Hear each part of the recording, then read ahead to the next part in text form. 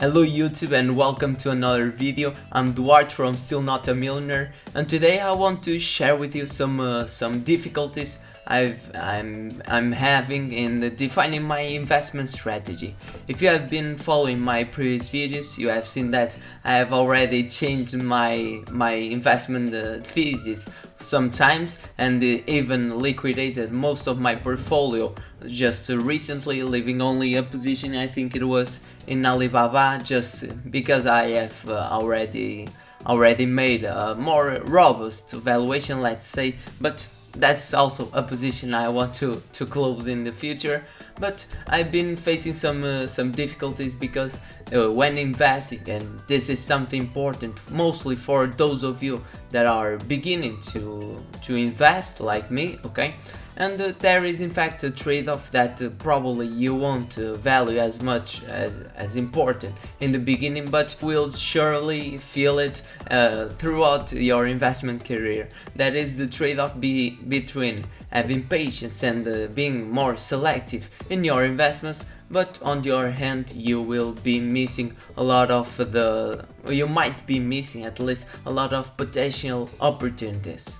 What I'm talking about is basically the difference between two types of investments. You might either try to invest in lump sums, that is basically invest a large chunk each time you do it, or otherwise you might be interested in something known as dollar cost average strategy, where you basically build your position throughout time.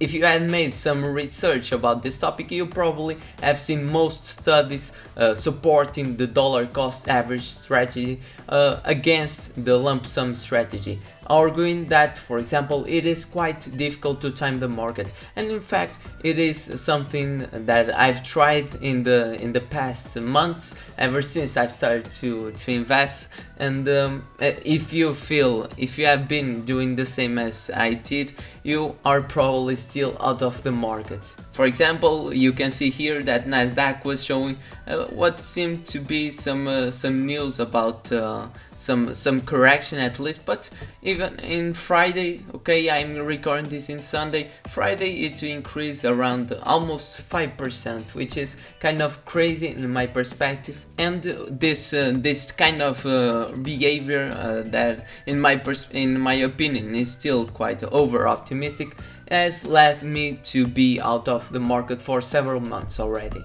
The problem is that this can be quite demanding to your discipline, and even compromise your long-term portfolio. So what I've done now is to basically try to do a mix of these strategies. What I want to do is to set aside some money. For example, imagine that you want to invest $200 or euros every month, and then I will be segregating that amount into several types of investment. I will have mostly 40% of my investment into a value stock that I will do more deep analysis of the company and the industry. For example, like the Inditex I have made recently, and as you can see here, I've invested already in it, and it's going quite well, but it's still too early to see it. Then the remaining 40% will still be associated with my long-term strategy, but will be more risky. Let's say, for example, investing in random Nasdaq companies. I've made some investment, for example, Apple, Disney, AMD, PayPal, trying to catch some negative days, okay, but investing at least some amount every month. The final 20 will be to speculate, okay, trying to see those companies that might have a lot of potential in the future, but obviously I want to keep this chunk of my portfolio relatively low. What matters here is not, in my perspective at least, and according to my objectives, what I want here is not to invest much, but to invest and try to speculate, so that if things go okay, I will earn a lot and the position will grow inside my portfolio. But if I lose it, I will be able to attain that loss. Some of my recent speculative investments is in Aurora Cannabis, and also I'm invested just a little in Bitcoin, okay, just to be a part of the movement, because you never know. For example, I've just invested $50, okay? If Bitcoin goes to 100, okay, I will earn this amount. But if it goes to 0 or 5,000 again, well, I won't lose as much when comparing with my total portfolio. In my opinion, I think that this is something, a similar strategy like this is something healthy for your mind, and also to keep you motivated and aware of what's happening in the markets. In fact, one of the best strategies, in my opinion, is to, when you start doing an analysis of a company, you obviously won't learn everything that there is to learn about the company and the industry. But if you start building your position step by step, you will have the additional incentive to continue to learn and be aware of what's happening. On the other hand, be careful, because one of the disadvantages of this strategy, for example, as you can see in several papers, is that most of the times when people look at the dollar cost averaging strategy, well, in fact, this paper shows also that this might not always be the best strategy. Nevertheless, one additional point that you should be aware of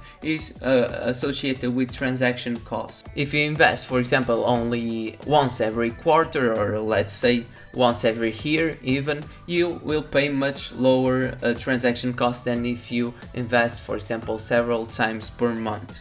However, since I'm using eToro, most of the times I am able to do commission-free trades. Obviously, be aware of these commission-free brokers, because they have to earn money, and if they don't earn by one way, they often earn by withdrawal fees, for example, or also practicing much larger spreads.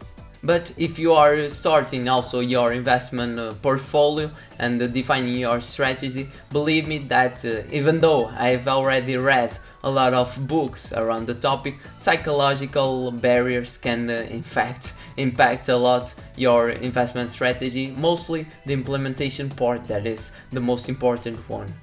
This can be a great solution to do at least part of your portfolio allocated to a dollar cost averaging strategy, so that you don't feel that you are missing what's happening in the markets, while getting in the long term the probably one of the best average entry price that you might get. Hope this helps you building your investment strategy. Comment below what type of investment you prefer, if you prefer to invest lump sums or dollar cost averaging or any other different strategy. And don't forget to subscribe so that you don't miss any of the future videos. I will see you there.